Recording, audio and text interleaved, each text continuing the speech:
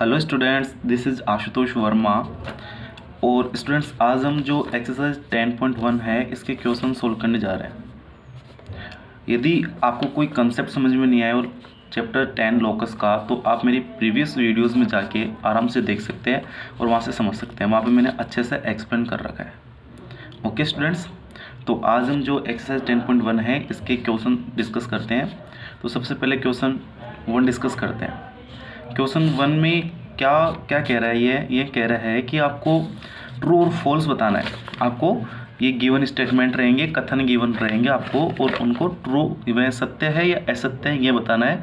उसका कारण भी बताना है कि वह सत्य और असत्य क्यों है। ठीक है स्टूडेंट्स, तो देखो, state whether following statements are true और false are and justify your answer. भाई ये ट्रू है या फॉल्स है ये बताइए और अपने आंसर को जस्टिफाई कीजिए। ठीक है, तो देखना इसका फर्स्ट स्टेटमेंट क्या है, पहला कथन क्या है।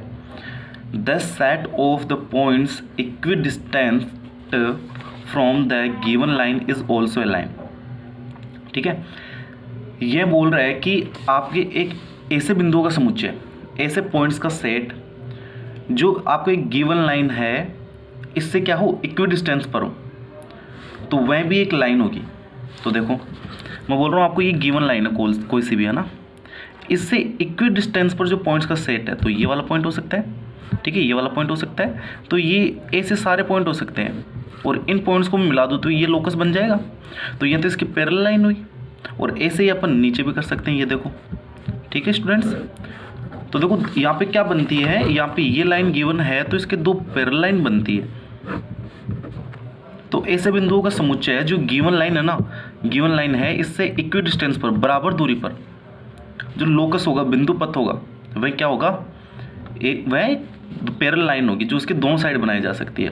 तो देखो, set of such points is a parallel line on either sides of A given line. ये आपने इसका रीज़न दे दिया कि भाई एक जो आपको गिवन लाइन है और इससे यदि इक्वी डिस्टेंस पर हम कोई बिंदुओं का जो समुच्चय लेते हैं, जो लोकस लेते हैं, वह क्या होगी, दोनों साइड पैरेलल लाइन होगी, गिवन लाइन की पैरेलल लाइन होगी। तो यह तो फॉल्स है, क्यों, ये तो एक लाइन गिवन है, बल्कि क्या बनती है, एक पैरेलल लाइन बनती है, समांतर रेखा बनती है, इसलिए क्या हो गया, फर्स्ट वाला फॉल्स हो गया। सेकंड देखो, a circle is a locus of the points which are equidistant from a certain point. ये तो ट्रू होगा, ये तो पढ़ाया था मैंने कि आपका एक गिवन पॉइंट, मतलब कि कोई सा भी एक सर्टन पॉइंट निश्चित बिंदु है, इससे कोई से भी यहाँ पे मतलब कि नियत दूरी मान लो, कांस्टेंट डिस्टेंस मान लो, ठीक है ना। तो जो कांस्टेंट डिस्टेंस है उस पर जो बिंदुओं का बिंदु पथ है, ये देखो, ये रहा, ये रहा, ये बिंदु हो सकता है, ये बिंदु हो सकता है, जो इन बिंदुओं का जो बिंदु पथ होगा ये पूरा, ठीक है, इससे हमेशा क्या रहेगी, नियत दूरी रहेगी, कांस्टेंट डिस्टेंस रहेगी, तो वो क्या होगा, एक सर्किल ही तो होगा। तो सर्किल क्या होता है, यह सत्य है। देखो, a circle is a locus, एक जो आपका सर्किल होता है वह ऐसे बिंदु का बिंदु पथ होता है जो कि इक्वी डिस्टेंट होते हैं कि एक गिवन पॉइंट से। तो देखो ये सही है, तो ये ट्रू हो गया आपका। देखो थर्ड देखो, 3 points are collinear, 3 points collinear है, मतलब कि संरेख है। तो संरेख है इसका मतलब क्या हो जाएगा, तीनों जो, भाई संरेख कब होते हैं, जब कितने भी पॉइंट हो, आपको 2 हो 3 हो, जब वो क्या हो, एक ही रेखा पर लाई करते हो, एक ही रेखा पर स्थित हो, तो वो क्या होते हैं, कोलिनियर होते हैं, संरेख होते हैं। Only when they are not the elements of the set of the points of a line. अब ये क्या बोल रहा है कि भाई 3 बिंदु कोलिनियर है, संरेख है, जब वह एक ही लाइन के क्या हो, एलिमेंट्स नहीं हो। तो ये तो गलत है ना, जब सारे जो पॉइंट होंगे, जो 3 पॉइंट है, यदि एक ही लाइन के एलिमेंट होंगे, अवयव होंगे, तभी तो वो कोलिनियर होंगे, संरेख होंगे, और जस्ट उसका उल्टा बोल रहे हैं, इसलिए ये फॉल्स हो गया और ये मैंने लिख दिया। कोलिनियर का मतलब क्या होता है, if all points are on same line, यदि सारे पॉइंट्स क्या हो, एक ही लाइन पर हो, उसी रेखा पर हो, डेट्स वाई, इसलिए 3 पॉइंट्स आर कोलिनियर, इसलिए 3 बिंदु क्या होते हैं, संरेख होते हैं। ओनली व्हेन, केवल जब, they are element of set of point of a line, कि जब वो क्या हो, उसी लाइन के क्या हो, अवयव हो। तो ये गलत हो गया, फॉल्स हो गया। फोर्थ देखिए, the locus of the points equidistant from 2 lines will be A parallel line. ये तो फॉल्स है ना स्टूडेंट। देखो कैसे, मैं कहूँ आपको कि क्या बोल रहा है कि आपको दो लाइन गिवन है, ठीक है, और वह बोल रहा है कि उनसे यदि इक्वी डिस्टेंस पर जो आपका बिंदु को मिलाने वाला बिंदु पथ बनेगा, जो लोकस बनेगा, वह क्या होगा, वह एक पैरेलल लाइन होगी। तो दो, अब देखना मैं दो कंडीशन बना सकता हूँ यहाँ पर। मैं बोल रहा हूँ कि ये है आपकी एक लाइन, ये है, और एक ही लाइन ये है। ये दोनों क्या है, पैरेलल लाइन है, ये गिवन है, समझ रहे हो, दो लाइन है और वो पैरेलल है, गिवन है मान लो एक बार। तो इनसे इक्वी डिस्टेंस पर, जैसे ये है भाई, ये बनेगा इक्वी डिस्टेंस पर आपका, ठीक है, ये लोकस बनेगा, तो ये क्या होगा, इन दोनों की पैरेलल होगा। और दूसरी कंडीशन क्या बन सकती है, ये दो इंटरसेक्टिंग लाइनर लो और इनसे इक्वी डिस्टेंस पर ये रहा, ये बनेगा भाई, और ये क्या होता है, एंगल बाइसेक्टर। तो लेकिन आपको तो दे ही नहीं रखा इसके अंदर कि भाई दो लाइन वो है, पैरेलल है या फिर इंटरसेक्टिंग लाइन, तो आप कैसे कह सकते हो कि आपकी पैरेलल लाइन बनेगी, ठीक है। तो ये क्या हो गया, फॉल्स हो गया। तो ये मैंने रीज़न लिखा है वो ये आप पढ़ लेना अच्छे से कि भाई दो हो सकते हैं। फर्स्ट कंडीशन क्या हो सकती है, यदि दो लाइन पैरेलल हो तो उनसे इक्वी डिस्टेंस पर बनने वाला बिंदु पथ क्या होगा, हमेशा उनके पैरेलल होगा, समांतर होगा, ठीक है। और यदि इंटरसेक्टिंग हो तो उनसे इक्वी डिस्टेंस पर बनने वाला जो लोकस होगा वो क्या होगा, एंगल बाइसेक्टर होगा इसका, इस कोण का, ठीक है। तो देखो यहाँ पे मतलब कि ये गलत बोल रहा था कि भाई दो लाइन हो, आपको दो लाइन गिवन है और उनसे इक्वी डिस्टेंस पर बनने वाला जो बिंदु पथ है हमेशा क्या होता है, पैरेलल लाइन होती है, तो गलत है, ठीक है। क्यों, दो कंडीशन होती है, ठीक है स्टूडेंट। फिफ्थ देखो, the locus of a point equidistant from two given points the perpendicular bisector of the line joining two points. देखो ये पढ़ाया हुआ है, कौन सी पढ़ाई हुई भाई, ट्रू है, कौन सा, ये थ्योरम 10.1 है ये। क्या भाई, आपको दो पॉइंट गिवन है, ठीक है, और उनसे इक्वी डिस्टेंस पर जो पॉइंट होता है, इक्वी डिस्टेंस पर जो पॉइंट होते हैं, जो लोकस होगा पॉइंट्स का, ये होगा, इनको मिलाने वाला, यदि जो लोकस होगा, जो ये पॉइंट है ना गिवन पॉइंट, इनको मिलाने वाले के क्या होगा, हमेशा साइड परपेंडिकुलर बाइसेक्टर होगा, ठीक है स्टूडेंट्स। तो ये ट्रू है। अब देखिए क्वेश्चन नंबर 2। क्वेश्चन नंबर 2 के अंदर है, देखो, the diagonals of a quadrilateral bisect each other, prove that the given quadrilateral is a parallelogram. एक चतुर्भुज के विकर्ण एक दूसरे को समद्विभाजित करते हैं, तो सिद्ध कीजिए कि यह चतुर्भुज समांतर चतुर्भुज है, ठीक है स्टूडेंट्स। मतलब कि आपको एक बोल रहा है कि आपको एक क्या है, एक क्वाड्रिलेटरल चतुर्भुज है, ठीक है, और बोल रहे हैं कि जिसको डायगोनल्स है, ये वाला डायगोनल्स और ये वाला डायगोनल्स मतलब विकर्ण, ये करते हैं एक दूसरे को बाइसेक्ट करते हैं। मतलब जैसे ये वाला पॉइंट है तो ये इसको बराबर भागों में बांट देता है, देखो कैसे, ये इसको बराबर भागों में डिवाइड कर देता है। देखो ये इतना इसके बराबर है और ये इतना इसके बराबर है। तो ये बोल रहे हैं कि तो आप प्रूफ कीजिए कि जो ये पूरा क्वाड्रिलेटरल है, चतुर्भुज है, ये क्या एक समांतर चतुर्भुज है, पैरेललोग्राम है। तो ये देखना, प्रूफ करना पड़ेगा। तो देखिए स्टूडेंट, सॉल्यूशन कैसे करते हैं इसका। सबसे पहले मैंने मान लिया कि जो मैंने जो क्वाड्रिलेटरल गिवन है उसका मैंने नेम दे दिया। क्या नेम दे दिया, ABCD, उसका ABCD नेम दे दिया मैंने। तो देखो ये रहा ABCD, मैंने नेम दे दिया और मैंने बना दिया ABCD, ठीक है। ओके, गिवन क्या है, AC and BD are diagonals, point O is bisection point.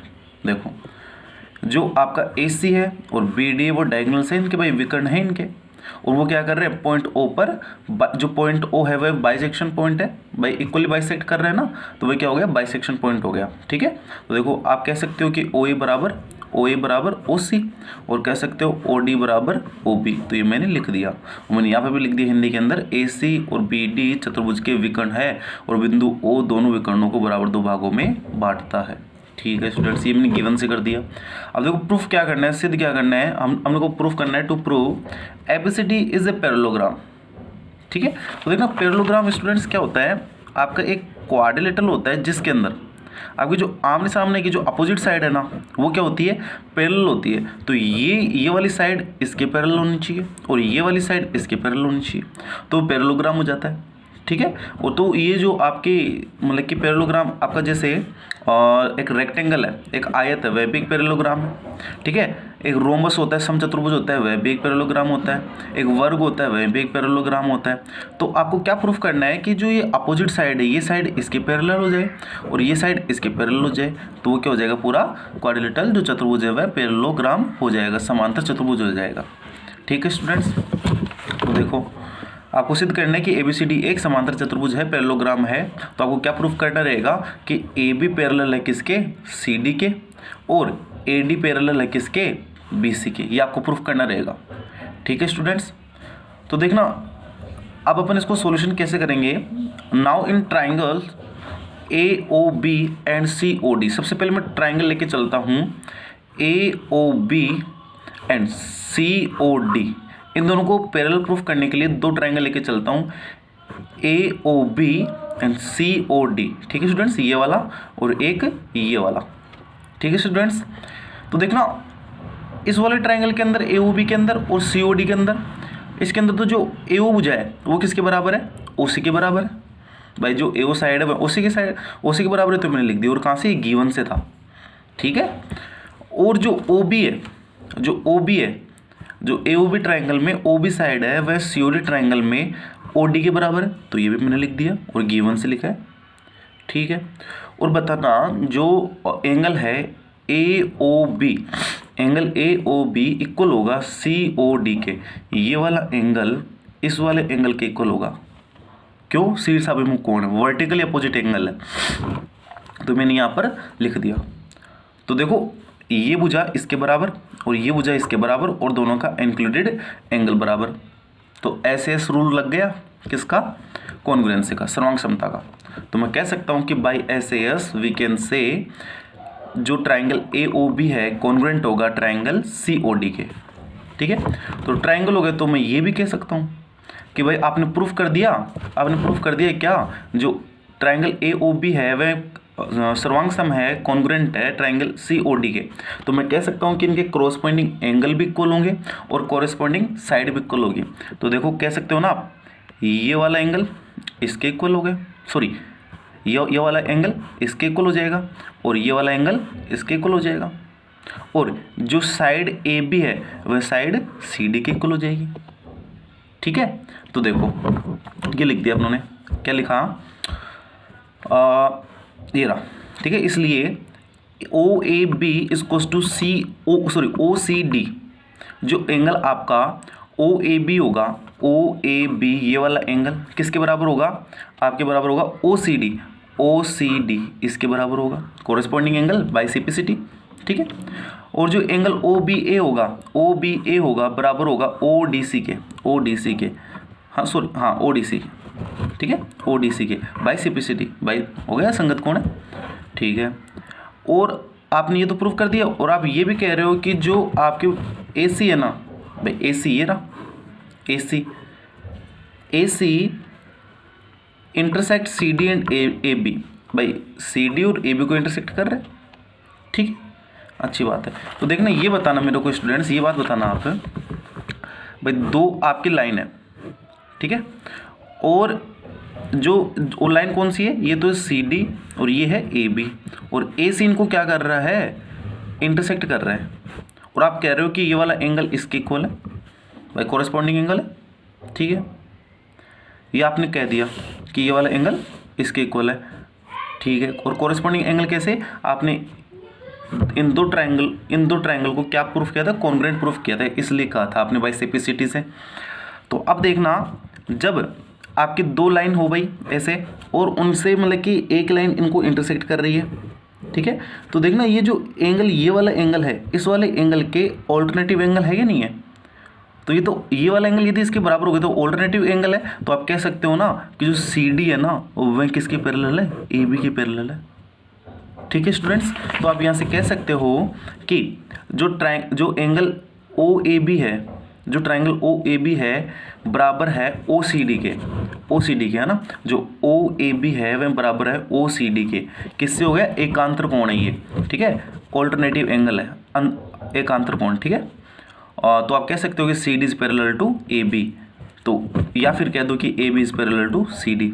और सिमिलरली यही काम आप स्टूडेंट्स आप इन दो ट्राइंगल में भी कर सकते हो, किसके अंदर, सी ओ बी के अंदर एंड डी ओ ए के अंदर, इन दोनों के अंदर भी वही चीज़ लगाना सिमिलरिटी, और उससे आप सिमिलरिटी लगा के आप प्रूफ कर दोगे क्या, A B is parallel to B C, same ये लगाना है पूरा। तो सिमिलरली आप कह सकते हो इसी प्रकार by triangle A O D and triangle C O B A D is parallel to B C, तो आप कह सकते हो कि A B C D is a parallelogram and A B C D एक समांतर चतुर्भुज है। क्यों? आपने प्रूफ कर दिया कि जो ए बी है वह इसके पैरेलल है, ठीक है। और आपने ये भी कह दिया भाई ये क्या है भाई, इससे क्या आपने किसे CP/CT से इन दोनों को कॉन्ग्रुएंट प्रूफ कर दिया। तो आप ये भी कह सकते हैं, यहाँ पे क्या वो लिख सकते हैं, यहाँ पे आप और लिख सकते हैं कि AB = CD, ठीक है। और यही काम यदि आप इसके अंदर करोगे, इन दोनों ट्रायंगल के अंदर करोगे, तो यहाँ से ये भी आ जाएगा कि AD = BC, और आपने ये भी प्रूफ कर दोगे इसी प्रकार कि AD पैरेलल है BC के, तो आपने कह दिया कि ये एक समांतर चतुर्भुज है। Okay students.